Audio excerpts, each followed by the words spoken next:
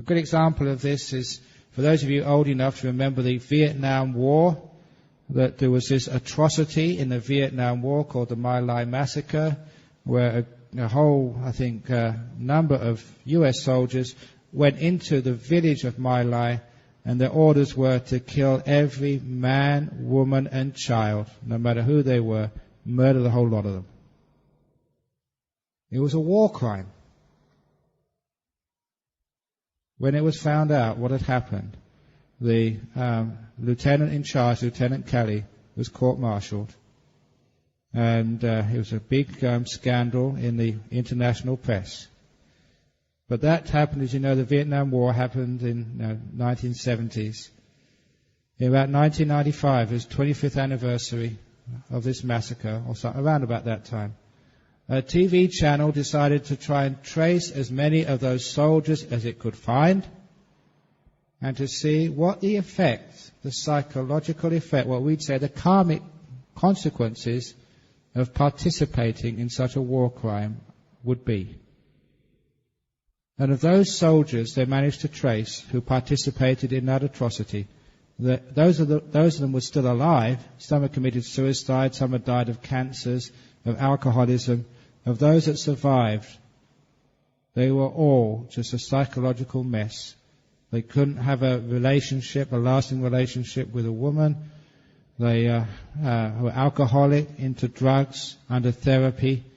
The karmic consequence was huge, living with that memory. But of course, there's always a couple of exceptions which actually help to emphasize, just the law of karma. One of the exceptions was this Afro-American soldier, because he had been born in poverty, and his only way to get a reasonable lifestyle was actually to join the US Army. But he had hardly any education, just made 3 or 4 years at school, that's all he had. But when he was ordered to go into that village and shoot every man, woman and child, he was the only one who said no. He refused. In an army, especially in war, to refuse an order meant only one thing: you go to jail, military prison. And military prison is much harsher than an ordinary prison. He knew what he was facing, but he had to go. He could not go into the village and shoot people. He spent 2 years in that military jail, but now he's one of the happiest, beautiful, loving persons.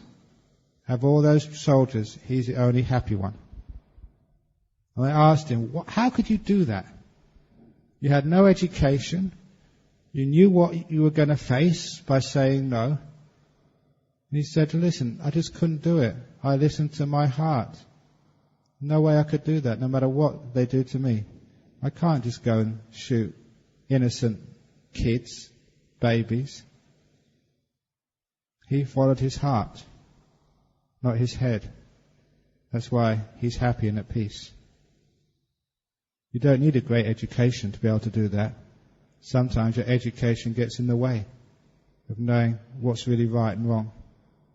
So follow that heart. Even in your meditation, sometimes there's not a teacher around. What should I do? Stop thinking about it. Feel it. Meditation, especially the deep states, are emotional states. Ecstasy, bliss, peace are emotions. Which is why I'm going to get into trouble here with the men. But it's why that women have an easier time getting into jhanas than men do. The reason is because they're more at ease with emotional states. They don't need to think so much about them. The men, they think a lot about them. What is this? What is this nimitta? What should I do about it? However, women have an easier time getting into samadhi, but the men catch up. Once they do get into samadhi, they got an easier time with wisdom, figuring out what it all means. So they catch up on the insight practice. So there it comes even. But the ladies have an easier time getting into the jhanas because it's an emotional state, not a thinking state. That's why get into the heart, not in the head.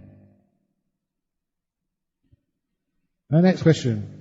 I would like to do Buddhanussati sometimes. I would chant Ittipiso silently, but I'm not sure if this is the way. Do I chant and visualize the Buddha or think of one of his qualities? What is the way to do Buddhanussati? Do we do Buddhanussati in all postures? Is contemplation, reflection equals thinking? Thanks, Ajahn, for your guidance. Buddhanussati literally means remembering, reflecting on the Buddha. You can use the chant of Ittipiso as long as you know what it means. In other words, it brings up the memory of the Buddha. Or as someone said, they just look at the Buddha statue behind me. They focus on that. That's Buddhanussati. If you've been to India, to the holy places, you can picture the Buddha sitting on the Vulture's Peak, or in the Jayasaro Grove Monastery, or at Kusinara, or wherever you've been. That's Buddhanussati. You're remembering the Buddha and his life, his being. And it becomes so inspiring, whatever you use to bring up this great inspiration in your heart, this joy, this happiness. As a Buddha has arrived in the world. And it's still, as far as the cosmic time is concerned, it's not that long ago. To some Devas, it's only a couple of days ago when the Buddha was alive. That's why the Dhamma is so powerful still in this world. You're very fortunate to be reborn. And just after the Buddha passed away, the Dhamma is still incredibly strong. So that way, you can actually reflect upon the Buddha to inspire yourself. You can do that chant. You can do your own chant. You can remember the Buddha in your own ways. You can visualize the Buddha. You can look at the Buddha statue. Whatever it does, which gives rise to inspiration. That's how you do Buddhanussati. So be innovative. Do it your own way. It's the best. You can do it in all postures. And it's not really thinking, it's directed thinking. So in other words, you're not allowing yourself to think about lunch, to think about your kids, to think about the stock market, to think about whatever it is you're thinking. It's just directed thinking on one thing.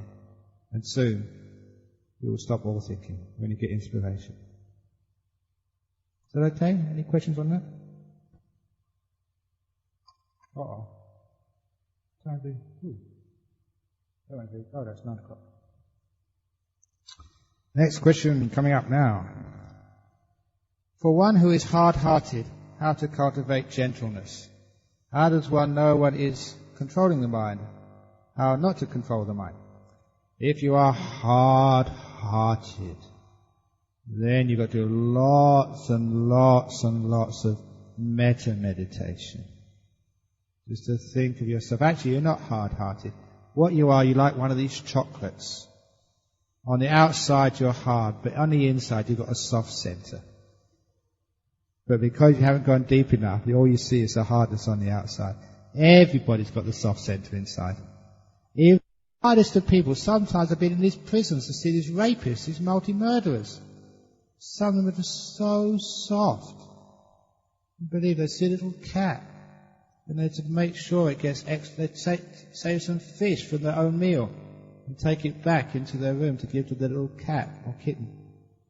Some of the people you think are just so hard, the inside is so soft.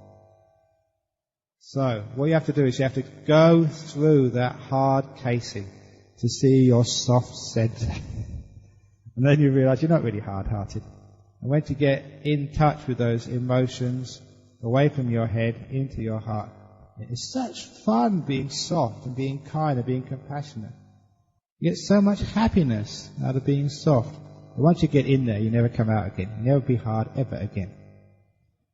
How does one know one is controlling the mind? If you're controlling the mind, you get headaches, you get tension. You get pain in the body also. How many of you can ride a bicycle? You've ridden a bicycle before? When you first rode a bicycle, what was it like? You were so tense. You were controlling so much. You got tense and you kept falling off. Because you were tense, the body wasn't loose enough to adapt to the changing posture needed. That's why you fell off. After a while, you learn to relax when you're riding a bicycle. And you never fell off. Because you were nice and loose, you weren't tense. The body could move this way or that way to keep your balance. It's like when you first drive a car. Oh, you're so tense. Do you have driving license tests in Malaysia? You kept failing your test because you're too tense. Now you drive around, you're talking to somebody, you're listening to a CD. You're so relaxed, sometimes you're too relaxed. But you can see how you really relax when you stop controlling. Oh, I'm going to fall off, I'm going to crash. And you relax. Usually you don't fall off, you don't have crashes. So that's how you should relax more. If you're not controlling, everything just flows freely. If you're controlling, you'll find you get tension. And the signs of tension, again, are all these diseases like irritable bowel syndrome, sort of the heart problems, migraines, all these problems because you're too tense, you're controllers. And the poor body hasn't got a chance to heal itself. You get so many headaches, so tense, you can't even enjoy your food. That's why you don't digest it properly. So relax. Breathing. You know this method I said the other day about this Thai monk? Breathe in, sabai. Breathe out, sabai. Sabai means like beautiful, nice, wonderful, lovely. So that's all you do when you meditate. Breathe in, sabai. You breathe out, sabai. Oh, that's really nice. And then you find you relaxing. And it's so easy to do because it's fun. When you have tension, breathe in, breathe out. Just controlling. I don't do that. Okay, next question.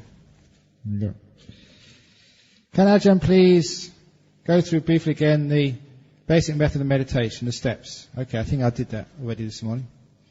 Next one. In the first day, sometimes I wonder whether I should give a talk or not, because people are just so tired. Their mindfulness is not all that strong. Whatever you say in the first day, people don't hear anyway. But anyway, is developing nimitta the only way to jhanas? If you get into a jhana, you will go through a nimitta, but sometimes you won't notice it. It is the only way. However, that sometimes people don't notice a nimitta on the way in. However, if that's the case, it's very hard to repeat the experiences. It's much better to develop the nimittas so that you have a proficiency in entering these jhanas. It is the usual way of going in. Sure, you can go your own way, which people love to do, but the well-tried, well-trod path is the best way. So try to develop those nimittas. It's worth your while developing them, because once you understand what they are, you get heaps of insight from those, as I will tell you later on. And also, it's a much surer path into the jhanas. You know exactly where you are, you know what to do. And in the Anapanasati Sutta, the jhanas and their developments are the 9th, 10th, and 11th stages of Anapanasati, where you experience the mind. Cittapati Sangvedi. That's the 9th. The mind is here, your reflection of the mind. That's when you see the nimitta.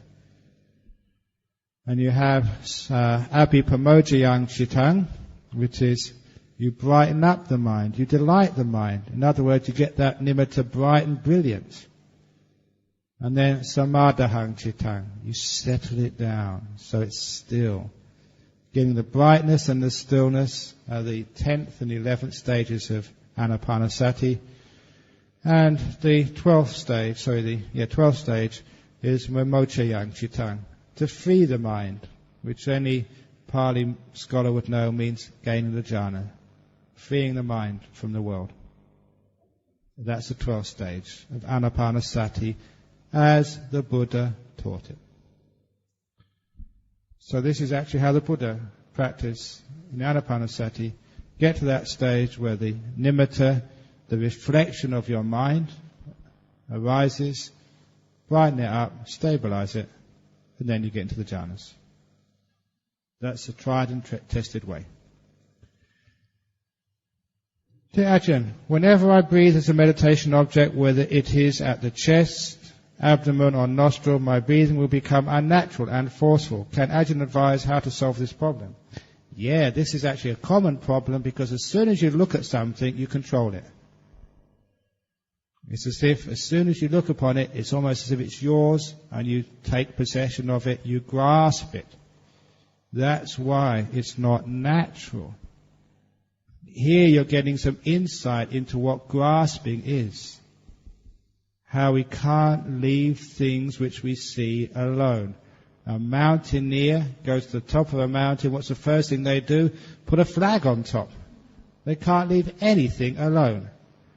And after a dozen mountaineers have gone on top of the mountain, then they build a restaurant on top. Can't we leave nature alone? No. Same as when we got the breath. When we watch the breath, we tend to mess around with it.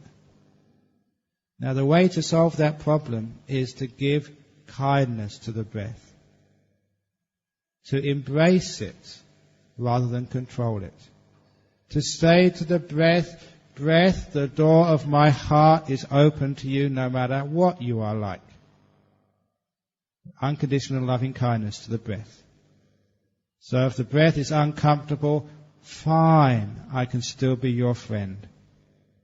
Yeah, I can still watch you, because you embrace not just the things you like, but even the uncomfortable breath. You embrace it as a friend. When you embrace it in that way, it's only a short time before the breath settles down and it's natural again. What you're learning here is how to watch something without interfering with it. It's a hard thing to do, to watch and let go at the same time. Usually what we watch, we control. When you watch your body, you may not notice this, but you're controlling it as you're watching it. That's why it never really relaxes. After you watch your body a while, you can actually watch it and let it go, relax it, and it just disappears, because you're not holding it. And that's when it feels lovely. You can watch your breath. At first, you're holding on to it. After a while, you find it relaxes. And that's a great stage of meditation, when you're watching the breath effortlessly, and it's just beautiful, it's nice. Now you understand what I mean about this meditation of being able to watch and let go at the same time.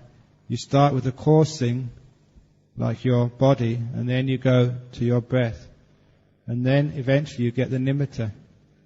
When you first get a nimitta, it's powerful, but you're not at ease with it, because what you're watching, you tend to want to control it. And you have to learn how to watch the nimitta, but not control it at all. To be able to watch a nimitta and let it go at the same time is incredibly difficult. If you don't do that, it disappears. Eventually you can just watch these things as if they're somebody else's. You watch them and free them at the same time. And now that's how to watch, to have mindfulness and letting go. That's the path into deep meditation. So I agree with you, it's hard to do, but this is a training. Wherever you watch it, you'll be controlling it at first, but stay with it. After a while, it will settle down, and you'll be able to watch without interfering. Great question. A Buddhist spiritual path requires him or her to let go and be content. However, this is conflicting with worldly goals. For example, a businessman's goal is to pursue more business. Products have to be improved, etc. And the driving force is discontentment with what we have. As Buddhists, when we are out of retreats and back to the outside world, the two values differ greatly most of the time. How do we balance both?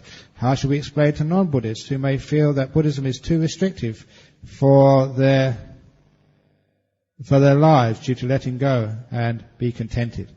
Okay, this is a retreat. This is not business.